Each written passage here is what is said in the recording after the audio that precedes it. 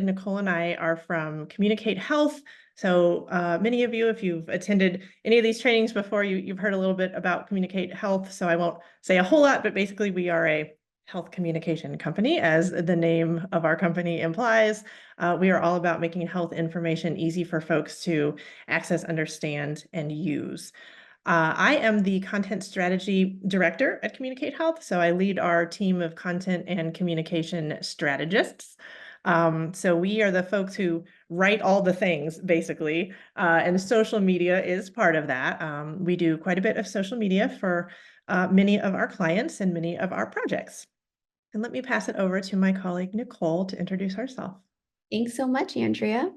I am a project manager for Communicate Health. I have the privilege of working with Andrea and our other colleagues, primarily to manage and oversee many federal public health agency social media channels. So I'm really excited to walk through this presentation today.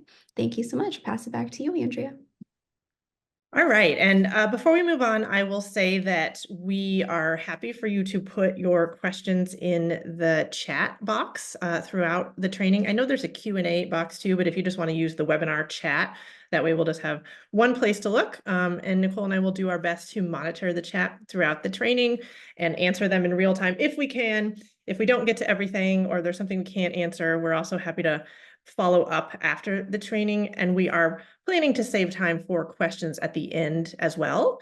What else was I going to say about questions? I had another thing, but I forgot what it was. Oh, I know what it was. So I think the training is scheduled to go until 3 o'clock Eastern, but if we're at that point and we haven't gotten to the questions at the end, where Nicole and I are also happy to stay on a little longer and answer folks' questions. If you would like captions, that is a Zoom feature that you can use. I think there's a little menu. You might have to click the More button, and then you should see an option to click Captions, Show Captions, something like that, if you would like those. So let's take a look at what we hope to accomplish today. We have 4 kind of main objectives for the training, which is that after today's training, you will be able to write clear, actionable, engaging social media posts to communicate important information to your audiences.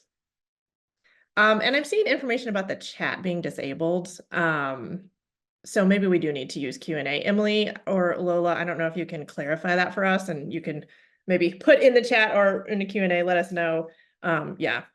Do you know, Emily, what's going on there? No, but I'm happy to take a look into it. Okay, awesome.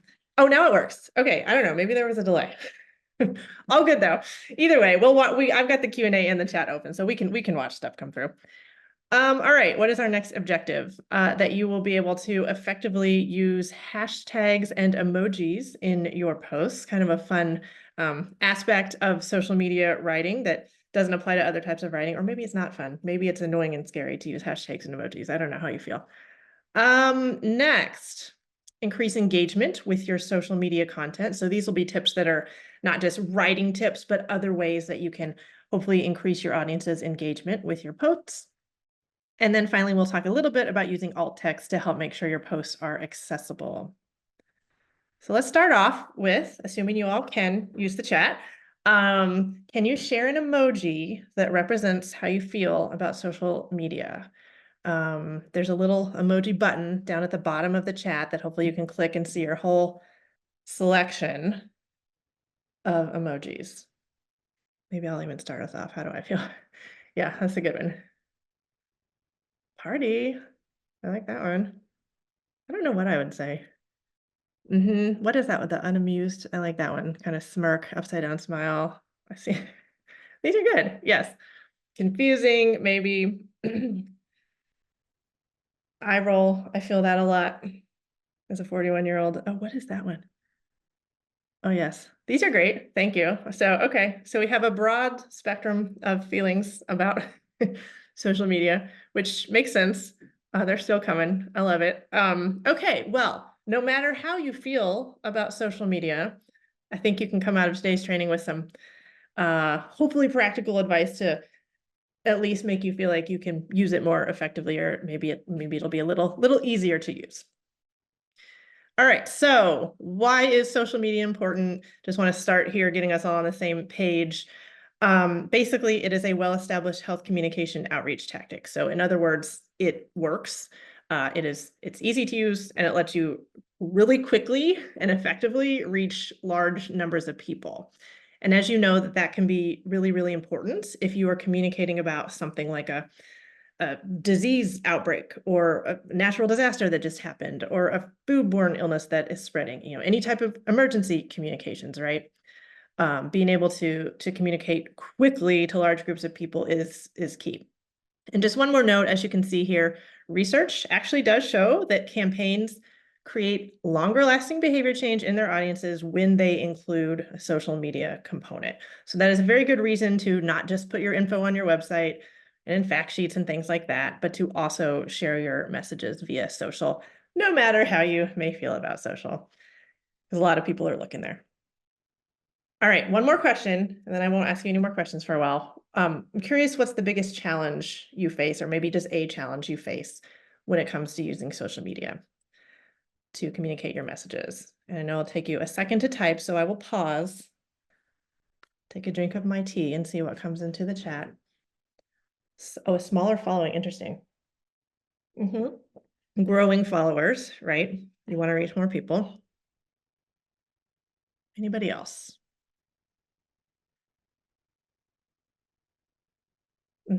Same. Okay. Yes.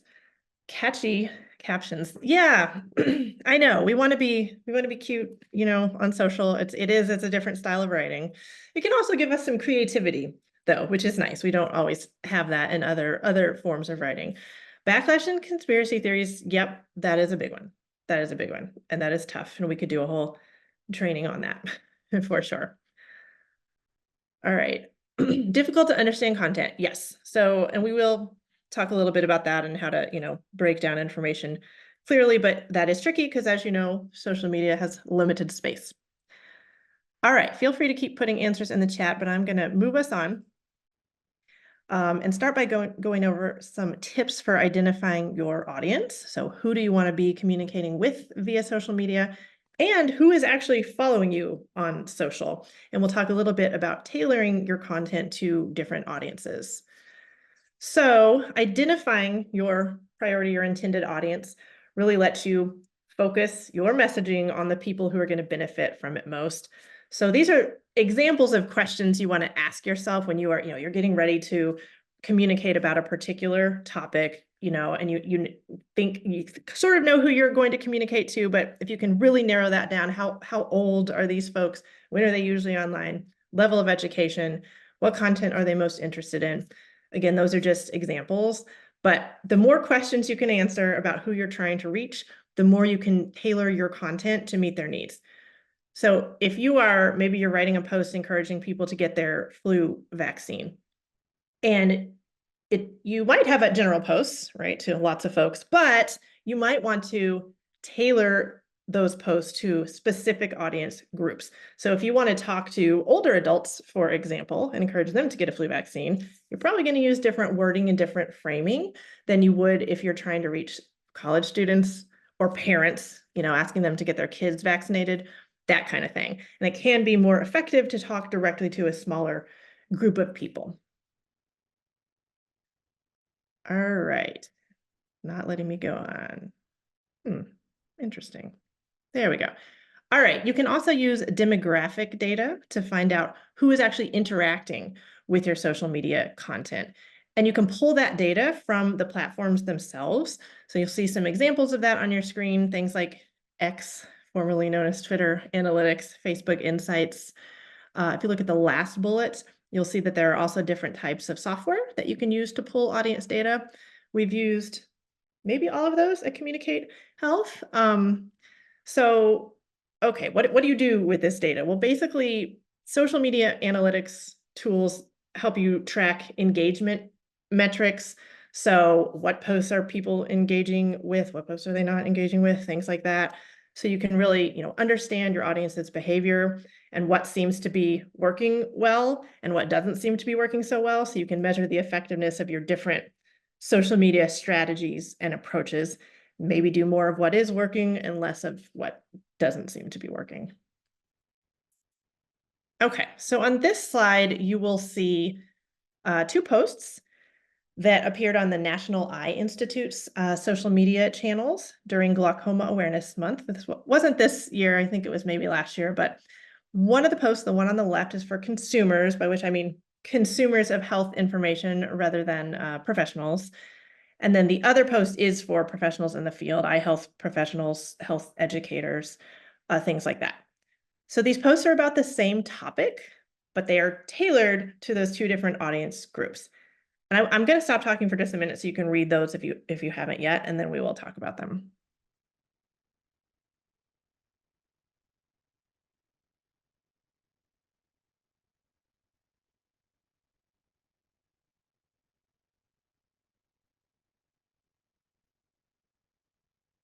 All right, so as you can see, the one on the left for consumers is all about encouraging people to get a dilated eye exam. It talks directly to the reader and encourages them to do just that. Take charge of your health by scheduling a dilated eye exam. That is a really big, getting a dilated eye exam is a really big call to action that the National Eye Institute gets across to people during Glaucoma Awareness Month and actually during most of the year. That's a really big action that they are always promoting. In the post for professionals, on the other hand, NEI, the acronym for National Eye Institute, does not need to tell professionals to get a dilated eye exam, but it does want to message to them during Glaucoma Awareness Month. So it has a different message for them, though. Its message for them is share our resources to your audiences, basically. So that is, you know, a different, again, similar topic, same topic, both during Glaucoma Awareness Month. These probably went out 2 days in a row, maybe even the same day, but different messages. You can see that the one for professionals starts with calling health educators everywhere, which is one strategy that you can use if you're writing posts for different audiences on the same platform, which sometimes happens. Then people know right away whether that particular post is for them and whether they should keep reading or keep right on scrolling. I will also note, though, that these posts happen to be on different platforms for NEI, and that is also a strategy that some organizations use and can make sense. Like if you know that a particular group mainly follows you on Facebook, you may write Facebook posts tailored to that group, but maybe over on LinkedIn or X/Twitter, you are reaching a different audience. There may, though, be times when you are sharing a message that is relevant to most or even all of your followers, and you want to reach folks throughout the community across demographic groups. So vaccine comms can be an example. I know I was talking about how you can tailor messages to specific groups, but there may be times too when you just want to tell everyone, maybe new COVID vaccines are out and you just want a message letting folks in the community know that and encouraging them to get vaccinated. Emergency communication would be another good example here. You know, any sort of emergency. Air quality is really unsafe, or there's some event that contaminated the water supply. So yes, it's totally appropriate then to use your social media channels to just reach everyone who is on those channels. In those cases, when you are writing to a broad audience, we have a couple of tips. The first of which is be sure to use language that doesn't exclude anyone. So a sort of obvious example might be, if you are part of Gen Z, be careful that you're not using maybe a sort of a slang term that is super familiar to you and maybe your friend group, you may use it, but older adults in your community may have no idea what you're talking about if you use it on social media.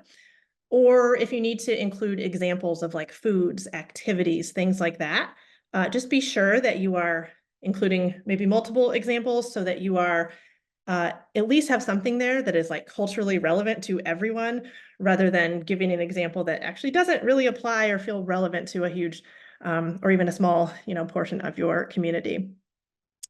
The other one here is, decide if there's a common message or call to action. And there will be, I think, in these cases that we're talking about, and go with that. So, but a specific example to stick with the vaccine appointment thing might be, make a vaccine appointment today, rather than something like make your family's vaccine appointment today. For folks who are not making an appointment for their family, living alone, don't have kids, whatever. Just be sure that you are not excluding anyone. I'm actually gonna skip that last tip. Okay. Now we're going to talk a bit about the voice and tone of social media posts. And just a reminder, feel free to put questions in the chat. I'm trying to keep an eye, and I'm sure Nicole is too. But voice and tone, what are voice and tone? So voice, as you can see, is the consistent style or personality of the writing. And your organization's voice actually should not change, whether you are writing social media posts or writing on your website or speaking to the media, any form of communication. And no matter who you're communicating to or what you're communicating about, the voice is consistent. The tone, however, is the mood of the writing. So that is something that can vary and will vary and should vary based on what topic you're writing about, the context in which you're writing, and the reader's emotional state. And I will give some examples of that in a minute. Yes, and I see something in the chat here about being inclusive of individuals in recovery by not showing needles for vaccine posts. Yep, definitely. That's a great best practice to follow for sure. All right. Okay. So these posts are also from NEI, the National Eye Institute, but do not worry. Our future examples are not, we're not only going to give you eye health communication posts, since that's probably not relevant to some of you, or I don't know, any of you. Okay. So I'm going to pause again, let you read two versions of this post, a before and after, and then we will discuss.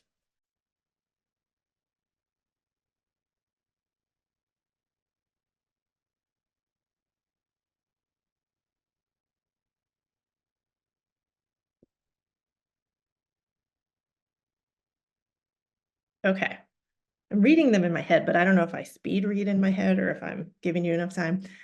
Okay, so NEI's voice is knowledgeable, empathetic, and engaging, and that is literally some of the terms that it uses to describe its own voice. Knowledgeable, because a huge part of its work is educating people about different eye diseases and conditions. So it needs to sound knowledgeable to help ensure that people believe what it's telling them. It wants to be empathetic in part because it's often communicating with people who have really serious eye diseases and maybe could lose their vision or have lost their vision. So empathy is key. And then engaging. It wants, of course, its audience to feel engaged and to connect with its content. So the after post successfully embodies that knowledgeable, empathetic, engaging voice. It comes across as those things. Did you know some types of pink eye get better on their own? If your case is mild, try using a cold compress and eye drops at home. Learn more. So definitely knowledgeable. It's dropping some knowledge there. It is engaging, I think, opening with a question. Did you know? Which is opening with a question is a great tactic to use on social media. And we'll talk a little bit about that coming up in a few slides. And empathetic. And this isn't like pink eye is not a super serious topic, but I can feel the empathy coming through in this post too. Just like, hey, I understand this is rough. Did you know it can get better on its own? But here's some things you can do to get better, right? That's basically what that is saying. In the before post, though, the voice is probably the knowledgeable part is coming through, but I would not call that post either empathetic or engaging. It's very dry and formal. Most cases of pink eye are mild and will resolve on their own without prescription treatment. In many cases, symptom relief can be achieved by. So just not great. That doesn't feel like it's empathizing with the reader at all. It's not talking directly to the reader. Just kind of boring, honestly, is what I would call that post. So that's voice. Tone, you can see the tone of the after post is described as conversational and positive. Which I definitely think it is. And I do actually want to point out that conversational and positive are you probably always want your tone on social media to be conversational and positive. However, I noted tone can change, and that is true. The tone may also be other things, depending on what you're writing about. So it might be conversational and positive and XYZ things. So if you're writing a post about, something about, I don't know, protecting the environment on Earth Day, you could be playful, have fun with that. Maybe that's a playful tone. But if you're writing about cancer, you would not want to be playful, right? You might have a more serious tone. So you can be conversational for sure, but still be serious when that's appropriate. And yes, I see the comment about did you know posts. Yes, and of course there's the DYK, did you know hashtag, and agree, did you know can be a really effective way to pull the reader in, and we definitely use that quite a bit on social. All right, so we've talked about voice and tone. I am curious if any of you know or want to take a guess at adjectives that describe your organization's voice, or just how would you describe your organization's voice? So remember the examples of voice on the last screen were knowledgeable, empathetic, and engaging. Curious if you have any other adjectives that you would use to describe your organization's voice. If you want to pop those in the chat. Informative is great, yeah, and definitely lots of any folks who are providing health information for an organization, yeah, informative, like educational, maybe those are great. Professional for sure. Caring, yes. Oh, and I love approachable. So that is great. That feels like, yes, people feel comfortable with you. That's a good one. Personal, caring, empowering. Yeah. Educational, definitely. Yeah. So I see a lot about, which makes sense. You all have a voice that, yes, certainly is about informing and educating your audience, sharing knowledge with them, but also connecting with them, showing them you care, things like that, right? And empowering them. Trustworthy is a big one. That is a big one. Yeah. And I know it can feel hard to do that on social, but yeah, that's a really important one. Great, that's awesome. I was going to say too, before we move on, accountable, interesting.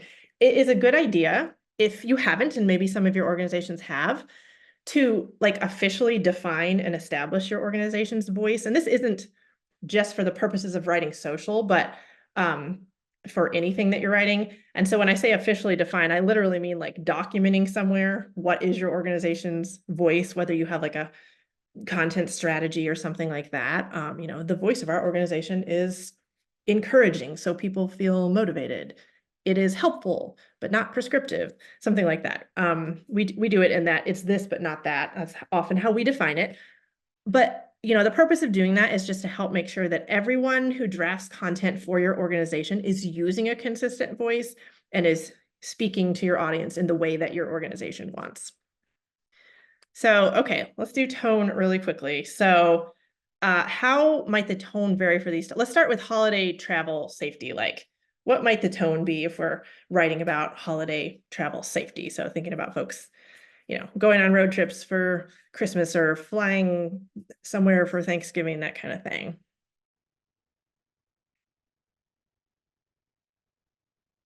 And I have thoughts if you all don't, but I'm just gonna let you share first. What kind of tone might we use?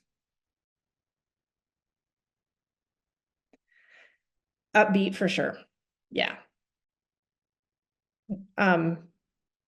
Urgent. Cheery for holiday travel. Yeah, and I was gonna say, like, I think you could have fun with that one, right? We're not talking about some disaster that has happened, but encouraging people to whatever, wear their seatbelts, stuff like that. So I think you could be fun and playful with that. So I like that. Okay, how about an uptick in COVID cases? What might we do for that? Something about the tone, and I think we wouldn't want to be cheery and playful in that case. Any thoughts about tone for that one? Yeah, subdued. Urgent and informative for sure. Yeah. And maybe you want to sound what's the word I'm looking for? Like, not comforting, but quoting reliable sources, yes, cautionary, but letting people know that there are things that they can do to protect themselves and things like that. Yeah, reassuring. That is the tone I wanted. Thank you. Oh, Sam, it's you. Yeah, that was the word I was looking for. Okay. So yes, and then in the interest of time, I will skip tornado recovery, but I think you get the point. Voice stays the same, tone can vary quite a bit. All right, so before I pass it over to Nicole for the next section of today's training, I'm going to go over some writing tips that you can follow to help make sure your posts are effectively communicating your messages to your audiences. first and foremost, you use plain language. Doing this is really the best way to help make sure everyone in your audience understands the messages you're sharing with them, especially folks with lower literacy or health literacy skills. So what does writing in plain language look like? Keep sentences and posts short is key.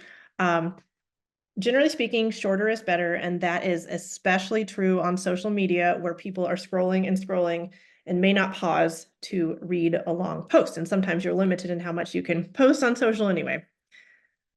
Include only need to know information. Again, this is always important, but especially so on social where you just have less space than other places. So you want to key in on the most important info. I know this can be hard, but social media isn't the place to give the details, to give supporting details, and we will talk more about that shortly. Use simple words. I think that's what people think about when they think plain language. So most of the time, you don't need to use the technical term. You want to use the term that is more likely to be familiar to people. Use active voice, which is when the subject is doing the action, not receiving. So instead of saying 20,000 masks were handed out, I would say we handed out 20,000 masks, or whoever handed them out. Active voice is more direct and clear. Passive voice can be sort of convoluted and it can almost seem evasive, like I think that example did. Masks were handed out. When I see that, sometimes I'm like, who handed them out? And it's almost like we're trying to hide something. And then we already talked about using a friendly conversational tone, which happens to be a plain language best practice. So in addition to making sure your audience understands your social media content, you want to take steps to help make sure they actually read it. So you want to draw them in if you can. A couple of suggestions for that. And one is to start with an engaging hook. So a question is a good engaging hook most of the time. So looking for ways to stay active this winter, something like that. Or what are short phrases you could use? Something like big news, and then you say the news. But those types of things, I don't know, that might seem gimmicky, but we do want to draw folks in, and that is a good way to do it. Oh, wait, I didn't mean to go on yet. Yes, using an image that supports your content. If possible, you want to have an image with every post. Maybe sometimes that's not possible, but the reason for this is that images grab people's attention and they are more likely to stop on posts with images and to keep scrolling if they don't see an image, because it looks like a block of text and they might just move right on by it. Images also have the benefit of oftentimes supporting your content, right? And maybe even increasing understanding depending on what the image is. All right, include a clear call to action. Every post should have a call to action. So one good kind of call to action is to encourage a behavior. So clearly state what you want folks to do. So here's an example: change your smoke alarm batteries when you change your clocks. That's maybe, one half of a social media post. Maybe that's the second sentence, right? But this is often in health communication. We are all about behavior change or, getting people to do a particular thing. So we don't have a lot of room on social. We want to state it really simply and clearly. And then, this is a nice tip, and I think we had this in some earlier examples. Create a sense of urgency with time-sensitive language. Just a little tip you can try, but make a flu vaccine appointment today. They really probably don't have to make it today. They could make it in a few days, but getting that idea in people's head is helpful to hopefully actually drive them to take that action. And then drive people to more information. So this really is key on social. There is only so much you can say there, and that is okay. So really think about what your main message is, and that need to know info, include that, and then link people to more info. People that want more information will click the link and they will read it. People who don't are probably not going to read a paragraphs long Facebook post anyway, where you pack all that information in. So it can be really difficult to just have 2 or 3 sentences on social, but that really is the best approach, and then link people to more info. All right, couple of examples. So the before post says feelings of isolation can be a challenge for those experiencing a mental health crisis, but help is available through blah, blah, blah. Mental wellness matters, hashtag. The shorter after post says struggling with mental health, you're not alone. Visit or call to get help right away. Your mental wellness matters. And then a couple of hashtags. So the before post really does not follow a lot of the best practices that we just discussed. The after post, on the other hand, that starts with an engaging hook, right? It's a question. So, drawing people in, and if that applies to them, they automatically might answer that question. Yeah, I am. So it's speaking to those folks. It certainly uses simpler terms than the other one that says things like, for those experiencing a mental health crisis. And yeah, definitely the after post has a more conversational tone and a really clear call to action. Visit 988lifeline.org or call 988. The other one says help is available through resources like, you can see how that's kind of a really convoluted way to get there. That doesn't even seem like an action step, I will say. And it's just not talking directly to the reader and making it feel like it's for them. So basically, after post is a lot better than the before post here. All right. So I am actually going to skip. In the interest of time, I'm going to move us to the hashtags and emojis section. I'm going to pass it over to Nicole for that. Thanks so much, Andrea. All right, so now we'll talk about, like you said, the very exciting topic of hashtags and emojis and how you can use them to optimize your social media posts to engage audiences and even enhance reach. All right, so what are hashtags? Why are they important? Hashtags are symbols used to categorize content on the web, kind of like a filing system. For example, when people browse hashtag public health or fight the flu, they'll see all posts that include that hashtag. And so this really allows the users to join the conversation. So, the hashtag is also a really effective tool for making sure your content is discoverable for a captive audience because, certain users who may actively search these keywords or hashtags will see your posts or anything along those lines of a given topic. So if you are looking to reach active audiences, hashtags are a great way to do so. And, it allows users to easily find information this way.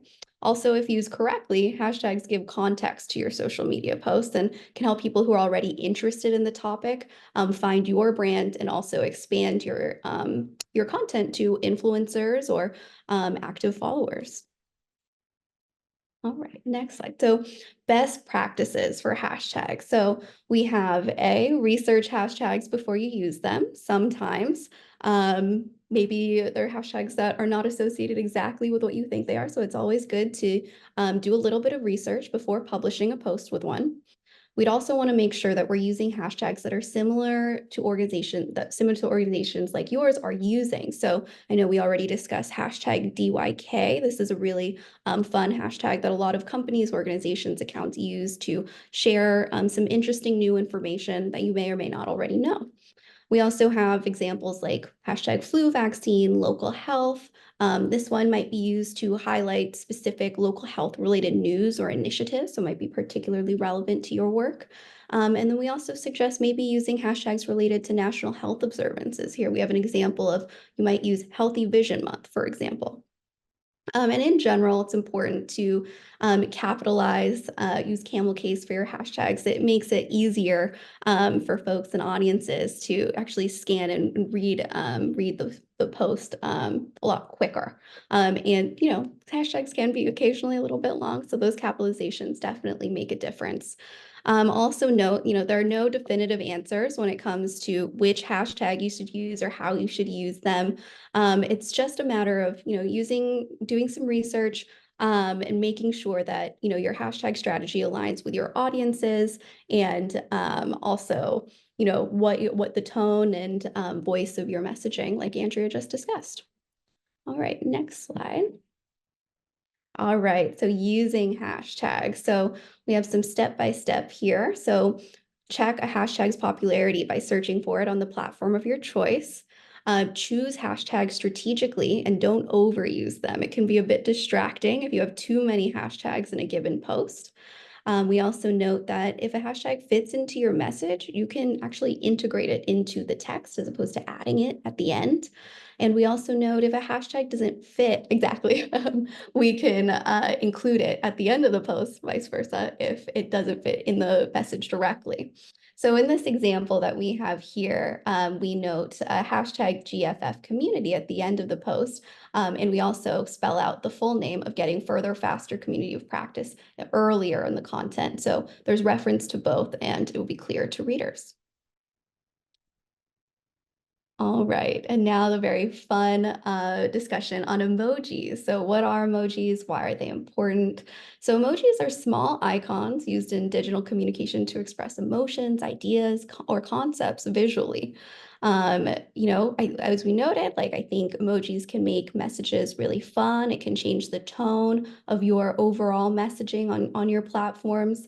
And the options are endless, which ensures that you can always keep your readers on their toes. It also makes it a little more fun for you as the author to think through what your messaging might include. It's important to note as well that not every post or comment or caption needs an emoji. Sometimes it might be a little bit too much, depending on what you're posting. And speaking of too much, this slide is probably an example of too many emojis. It is arguably distracting, but for the sake of this slide, we'll call it fun.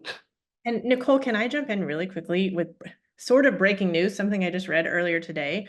And I should preface with, I'm not an accessibility expert, but I was reading about some accessibility best practices on social media and the way that screen readers, so for folks who may be blind or have low vision and use a screen reader to read the content online to them, the way they read emojis, it'll be like emoji, slightly smiling face, emoji handshake, emoji computer. So if you put a bunch of emojis in a row, that is it probably is pretty distracting. Also, when you're putting them in the middle of a sentence and not after a sentence, really think carefully about that because in the way it might break up the sentence for folks who are using a screen reader.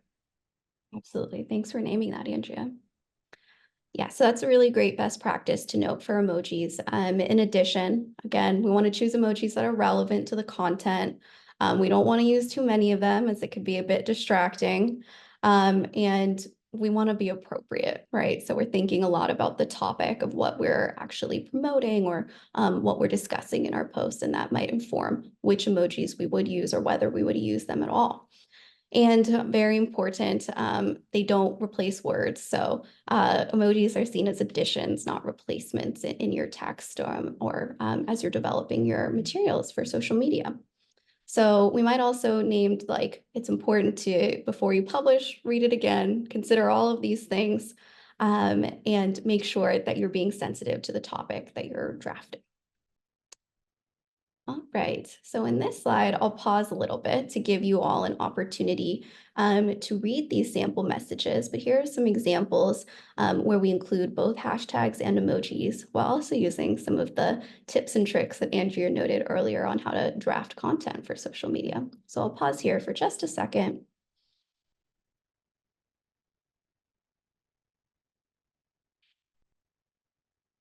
All right, so in these examples, I'll note that, we think that these emojis allow for the tone message of these messages to be a bit more friendly, a little bit less daunting, maybe even more entertaining for the reader. We're not using the emojis to replace words. Try to use them sparingly, only about one emoji per post. And we tried to consider the topics here. I did see Denise's comment earlier about refraining from using imagery of needles for vaccine-related posts.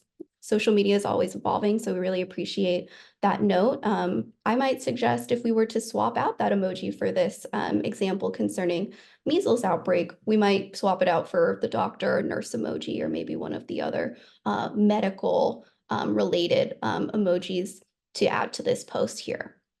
And then concerning hashtags, You'll see that we have a few examples where we integrate the hashtag into the actual message, and we have some examples where we leave it at the end. But the great news about these hashtags is if readers wanted to learn more about a related topic, they certainly could, and they could select that and see what else comes up, or vice versa. If they were already looking at those hashtags, your content or these sample messages would populate for them as well.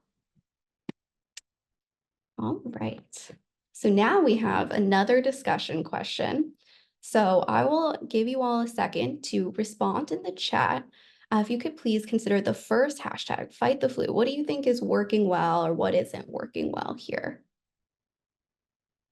I'll also open it up if you'd like to discuss FDA approval, get your COVID vaccine today.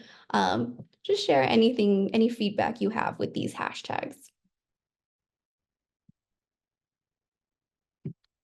If we have no thoughts, I'm also happy to share some. Ooh, I see. The second one is a hashtag. That's true. I like fight the flu is a very popular hashtag.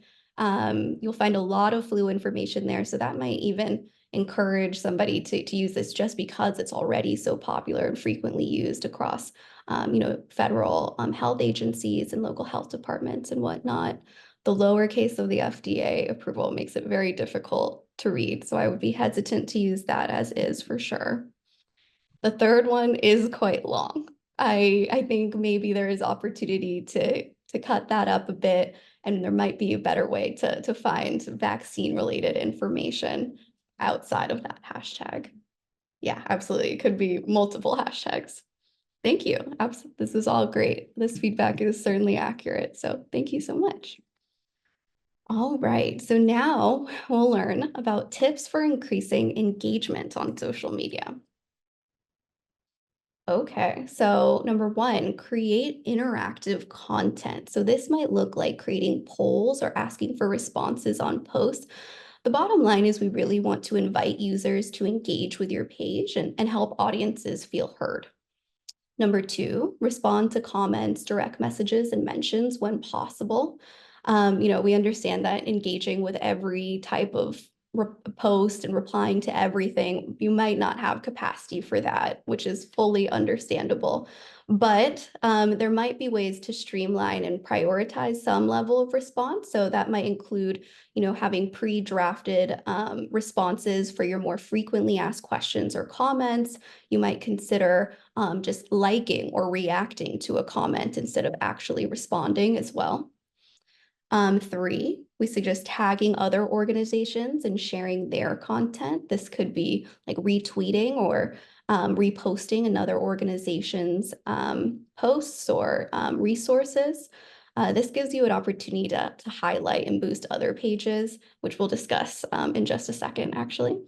And number four, don't be afraid to take part in social media trends or challenges. An example we have listed here, you might have heard of the What's in My Bag challenge. This is where celebrities will share what are some of their must-haves or things that they carry on them daily in their bags. And they'll post videos or photos of what those items might include. So a public health twist on that challenge might be something like, what type of things do you include in your sun safety bag for the warm months, right? Like that could include sunglasses, sunscreen, etc. So that's just an example. Like I said, social media trends always evolving. There's always something new, and a way to increase engagement could be jumping on and trying those trends.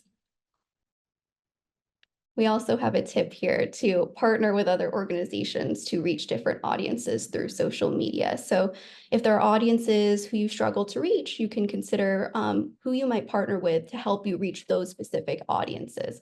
Perhaps you could create posts that you could share with your partner organizations to share on their social media to promote your organization. So you can work together to build audiences and expand reach. All right, and this relates to tagging, which I promised we would go over. So we'll go over some tips on tagging now. All right, so why is tagging other organizations important? It gives your post exposure, it encourages engagement. It helps create a collaborative environment, and it helps build a connection with that organization's audience. So to reiterate, tagging can just help you get your information in front of more eyeballs and drive traffic back to your sites and pages while also promoting other organizations' successes. Okay, and why should you tag other organizations? Or when, excuse me. Tag another organization when a post includes resources or research from that organization, like if you're sharing statistics from CDC, for example, or promoting a collaboration between your organization if you're teaming up on something. We want to be mindful of, sensitive or controversial content. We might not tag organizations if the content's a bit divisive, or we won't want to, bring more unintended associations or eyes to something that isn't what we're trying to promote. We wouldn't want to tag organizations when it comes to, unrelated content if it doesn't really have any relevance to them. We wouldn't want to bring them in, or we also wouldn't want to overuse tagging another organization, right? There's a fine line of maintaining that partnership without going overboard. But yeah, the bottom line is when there's something good you want to highlight, or we want to share audience or increase audiences, tagging other organizations, a great way to do that. There are also a few instances where you certainly wouldn't. We want to just keep in mind that also you don't have to tag. So there are a few options there. Okay, and using tags. So how do you do that? So first of all, you would check to see if an organization has the social media profile on the platform that you wish to tag them on. If they do, you would find that organization's handle. You would type the @sign, and this should generate a drop-down list of different organizations with similar titles. And you would select the tag of the one that aligns with the organization you're wishing to promote in that post. So some organizations do have very similar handles, so you want to double check before you actually hit publish there. Okay. And now moving on to alt text. All right, so why is alt text, what is alt text and why is it important? So alt text describes an image to web users. Including alt text with your image ensures that all users, regardless of visual ability, can appreciate that content. So I know Andrea spoke a little bit earlier about screen reading tools. This is an example of how you can use alt text to make your content more accessible for those who may use screen reading tools. And it's essentially, just a short description of an image, so people would be able to understand what it is if they weren't able to view it for whatever reason.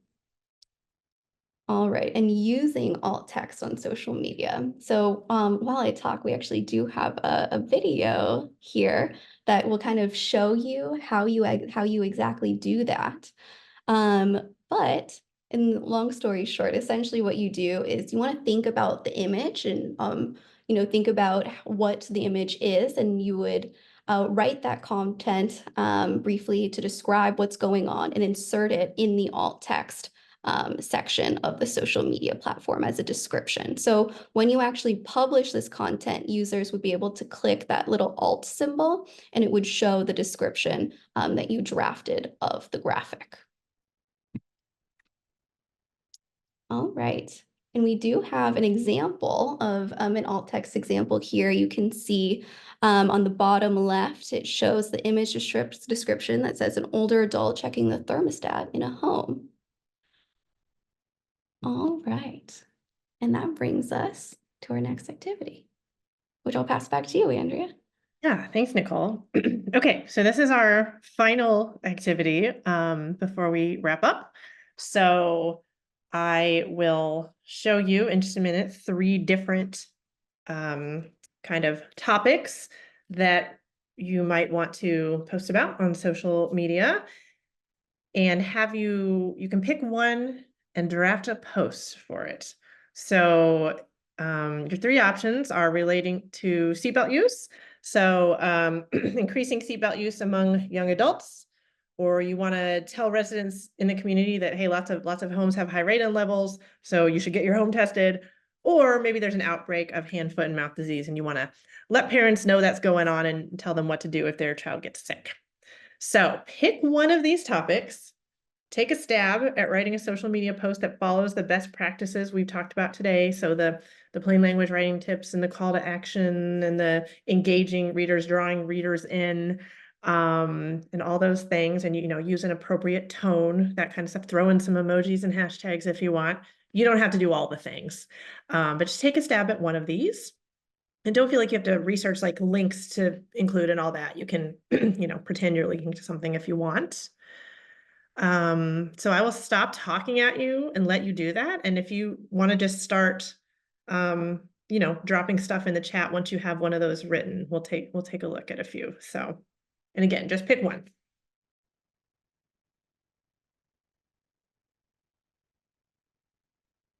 And I will say, I see your question, Denise, about how many languages are available in the alt text. And yeah, and I do not know how translating, you know, how alt text is translated and how that works exactly, but that's something we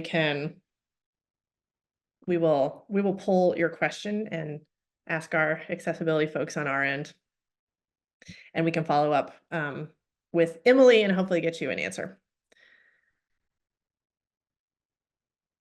Ooh, okay. So I see one for seatbelt use. Don't roll the dice with your safety behind the wheel. Dice emoji.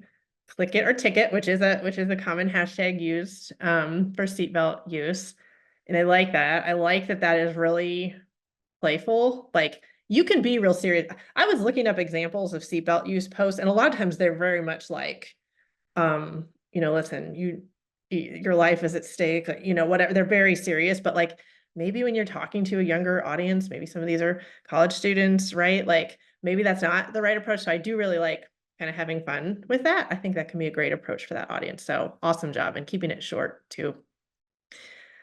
Ready to go on a road trip? Buckle up before you go. Seatbelt save lives, road safety, other hashtags I was seeing for sure. And I love the question, drawing them in with a question. That's good. Road trip seems really appropriate for that audience too. Yeah, I mean, everybody's doing the first post. Okay, hey you. Yes, I'm talking to you, Jen. So yeah, you all are doing great with the draw them in, engage the reader with a short phrase or, you know, a question. So I love that. Hey you, yes you. I'm talking to you, Gen Z. Seatbelts are more than just straps. They're your daily fashion accessory for the road. Ooh, I'm seeing cool graphic ideas with that actually. Yeah. Anybody want to do radon testing or hand, foot, and mouth disease?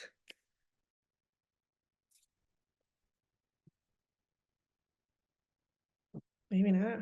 I'm just gonna give it another minute and see, because I feel like some of you may still be working on it, and I would feel bad if we went on and didn't give you a chance.